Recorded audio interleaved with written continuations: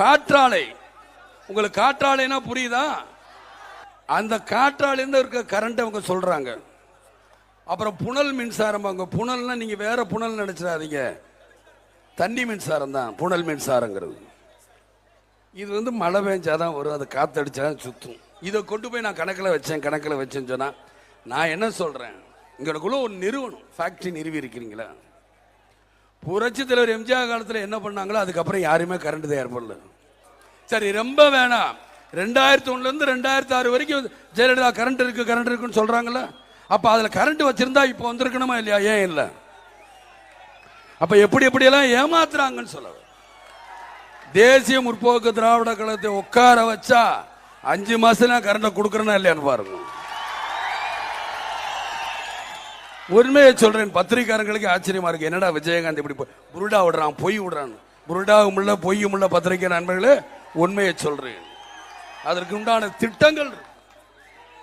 இப்ப ஆனந்தவுடனுக்காக ஐயம்பேட்டை, காஞ்சிபுரம் பக்கத்தில் ஐயம்பேட்டை ஒரு ஊருக்கு போனேன். அங்க நெசவு தொழிலாளர்கள் உட்கார்ந்து இருந்தாங்க. ஐயா கரண்ட் போகுதியா? 9 மணி நேரம் போகுதியா?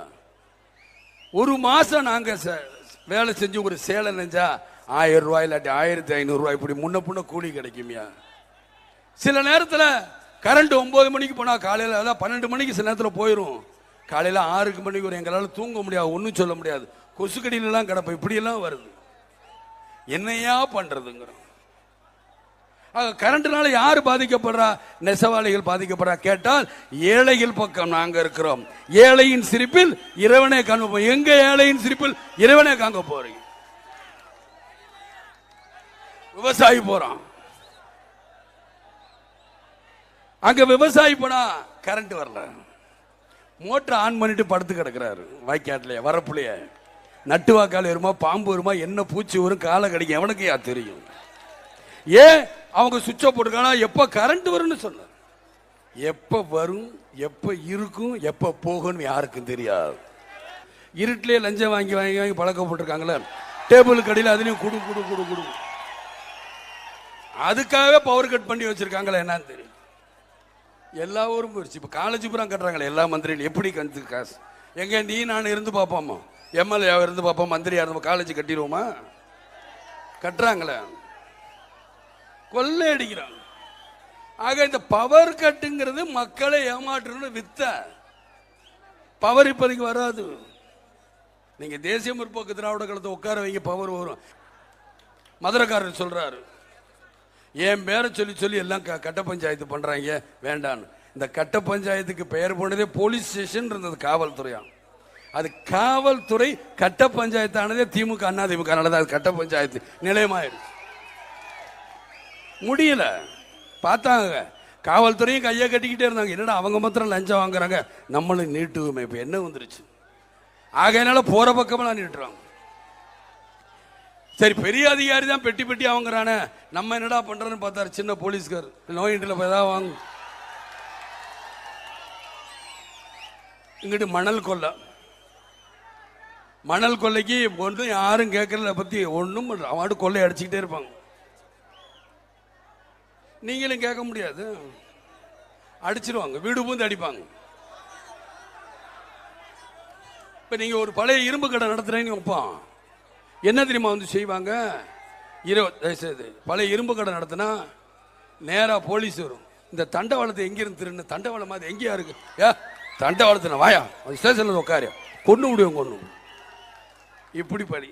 சரி, நம்ம ஏதோ முடியல ஒரு 2 இட்லி கடையை வச்சு ஏதோ நாட்டுக்கோழியை எடுத்து வச்சுக்கிட்டு கோழியை வச்சோம்னா உடனே இங்கே சுகாதாரத்துறை இருந்து வரும். என்னது கோழியா?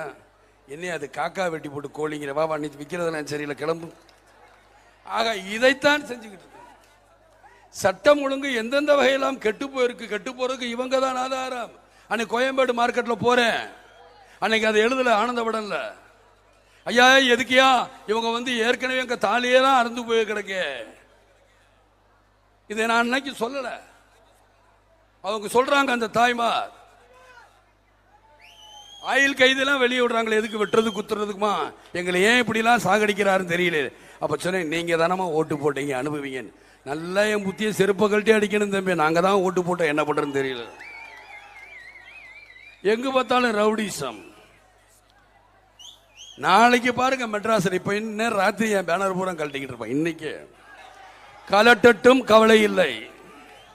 நான் என்ன சொல்றேன், நீங்க பேனரை கலட்டுறதுனாலயோ இல்ல உங்க டிவி இருக்கிறதுனாலயோ என்ன பண்ணாலும் மக்களுக்கு தெரியாது. நீங்க தப்பான, ஏன்னா மக்கள் தினந்தோறும் அனுபவிக்கிறாங்க நீங்க செய்யற தப்புகளை. நீங்க நல்லது செய்யறேன் தப்பா நிறைய விஷயங்கள் பண்ண மக்களை போய் பாதிக்குது. அது மக்கள் அனுபவிச்சுக்கிட்டு இருக்காங்க தான் நான் சொல்றேன். சரி, வேலை வாய்ப்பு கொடுத்துருக்கீங்களா? கிடையாது. நம்ம நாட்டில் படிச்சவங்களோட படிக்காதவங்க தான் அதிகம். அந்த படிக்காதவங்களுக்கு உங்க வேலை கொடுக்கறாங்களா? கிடையாது. படிச்சவங்களுக்கே வேலை கொடுத்துருக்காங்கன்னா அதுவும் கிடையாது. நானாவது என் சொந்த பணத்திலிருந்து 1.5 கோடி ரூபாய் செலவில் இளைஞர்கள் முன்னுக்கு வரணும். அந்த இளைஞர்கள் படித்திருந்தாலும் படிக்காட்டினாலும் அவங்களுடைய தகுதிக்கு ஏற்ப ஹோட்டல்ல பில்லு போடலாம், ஜவுளி கடையில பில்லு போடலாம், பல வகையில தெரிஞ்சுக்கணும். அப்ப பில்லு போட தெரிஞ்சா சம்பளம் கூட கிடைக்கும். அப்படி போய் கம்ப்யூட்டர் கத்துக்கலாம். படித்தவர்களும் போய் கம்ப்யூட்டர் கத்துக்கன்னு கிட்டத்தட்ட 1.5 கோடி செலவுல 600 கம்ப்யூட்டர் வாங்கி கொடுத்தேன். அதே மாதிரி இந்த இளைஞர்களுக்கு வேலை கொடுக்கணும் தான் 100 ஆட்டோ வட்டி இல்லாத கடனாக நான் தரேன்னு சொன்னேன். சிட்டியில பெர்மிட் கேட்பாங்க. சிட்டி இல்லாம நீ தமிழ்நாட்டில் எங்க இருந்து யார் வேணாலும் கேட்கட்டும் நான் தரேன். அப்படி இருந்தும் இன்னைக்கு ஆட்டோ நீ கொடுக்க முடியல. இல்லாட்டி இங்க மேடையில் வச்சு கொடுக்கணும். எனக்கு வெளியே மக்களை என்னுடைய தொண்டர்களை பார்க்க முடியல. அவங்க எவ்வளவு ஆர்வமா வந்தாங்க, எப்படி வந்தாங்க, என்னென்ன வேலையை செஞ்சு வந்தாங்க. அவங்கள பார்க்கலங்கும் போது நான் எப்படி இதையெல்லாம் வச்சுக்கிட்டு முன்னாடி கொடுப்பேன். ஆக இப்படி ஆரோக்கியமான விஷயங்கள் இந்த அரசாங்கம் செய்யறதுல இப்ப எல்லாத்திலையும் தப்பிக்கணும். விலைவாசி ஏற்றத்தில் தப்பிக்கணும், மின்சாரத்திலும் தப்பிக்கணும். ஒரு மனுஷனுக்கு எப்படி ரத்தம் முக்கியமோ அது மாதிரி இந்த நாட்டில் மின்சாரம் முக்கியம். அதுல இருந்து தப்பிக்கணும். என்னுடைய ரசிகர்களுக்காக சொல்ல, நீங்க மாறணும்.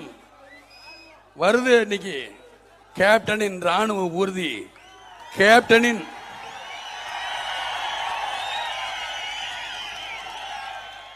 வான ஊர்தி, கேப்டனின் கப்பல் ஊர்தி. அது மாதிரி நீங்கள் செயல்படணும். இந்த தேர்தலை எதற்கு பயப்படக்கூடாது, யாரை கண்டு பயப்படாதீங்க. தைரியமாக நம்ம கட்சிக்காக மாத்திரம் பாடுபடும். இந்த எம்பி தேர்தல் உங்களுக்கு என்னன்னு தெரியுமில்ல, டெல்லி தேர்தல். ஆனா என் கட்சிக்காரங்க 2011 எழுதி போட்டுருங்க. எதுக்கு 2011? அவ்வளவு தூரம் போறீங்க. அடுத்த வருஷம் எலெக்ஷன் சந்திக்க மாட்டீங்களா? எம்பி எலெக்ஷன், எம்எல்ஏ எலெக்ஷன் ரெண்டையுமே சந்திப்போங்கிறேன் தைரியம் நம்மகிட்ட இருக்கு. என்கிட்ட இருக்க தைரியம் உங்ககிட்ட எல்லாமே போயிடும். ஏனென்றா என்னை பொறுத்த மட்டும் இந்த விஜயகாந்த் வாழ்ந்தான். அது என் மக்களுக்காக வாழ்ந்தான் தான். இவங்களை மாதிரி கொள்ளை அடிச்சுக்கிட்டு இருக்க மாட்டேன். அதான் சொல்றேன்ல, மக்கள் பார்த்து, நீங்கள் பார்த்து தேசிய முற்போக்கு திராவிட கழகத்தை உட்கார வச்சு பாருங்க. அப்புறம் எப்படி பண்ற இந்த ஆட்சி பாருங்க. எல்லோருக்கும் வேலை வாய்ப்பு தரேன், தனி மனித வருமானத்தை கூட்டி தரேன், சமசீர் கல்வி எப்படிங்கிற கொண்டு வரேன். இவங்க சமசீர் கல்வினால என்னன்னு தெரியாம செஞ்சுக்கிட்டு இருக்கிறாங்க. குக்கிராமத்தில் படிக்கிற பிள்ளையும் டான் பாஸ்கோல படிக்கிற பிள்ளையும் ஒன்னும் ஆங்கிலம் கத்துக்கணும். அந்த அளவுக்கு கல்வி அறிவை வளர்க்கணும். அதான் சமசீர் கல்வி. எவ்வளவு திட்டங்கள் இருக்கு. கொள்ளை அடிக்கிறாங்க. கலர் கலரா பஸ் போட்டு ரேட்டை ஏத்திக்கிட்டு ஏமாத்துறாங்க. எல்லா ரூட்டுக்கும் காசு, லஞ்சம். அடுத்த இவன் வந்தால் லஞ்சம் வாங்க கூடாது. இவங்களுக்கு பயம். ஏன்னா இவங்களுக்கு தெரியும் அடுத்து இந்த ஆட்சி வராதுன்னு. புரட்சித்துல எம்ஜிஆர் இருந்ததுக்கு அப்புறம் 5 வருஷம் தான் ஆட்சி மாறுச்சு. ஆகையினால போலீஸ்காரங்களுக்கெல்லாம் 3 லட்சம், சப் இன்ஸ்பெக்டருக்கெல்லாம் 5 லட்சம் லஞ்சம். அப்படியே கேட்டு யார் வேணுமாலும் போடும். கார் டிரைவர்களுக்கு 5 லட்சம், கண்டக்டருக்கு 2 லட்சங்கிறாங்க. ஆகையினால எங்க பார்த்தாலும் வீடு பூந்து பஸ் ஏறுது. அவங்களுக்கு ஓட்ட தெரியலையோ எதை வேணுமாலும் போய் அடிக்கிறாங்க. சும்மா வண்டி அடிக்கிறாங்க, எல்லா வண்டியும் அடிக்கிறாங்க. எல்லாத்திலையும் லஞ்சம். அந்த உப்புக்குள்ள கையை விட்டுருந்தா கால் விட்டு அரிச்சு போயிரும் தெரியுமா? அது மாதிரி கையை அரிச்சு போச்சு. உங்க லஞ்சம் வாங்கி குடு குடு குடு குடு குடு குடு.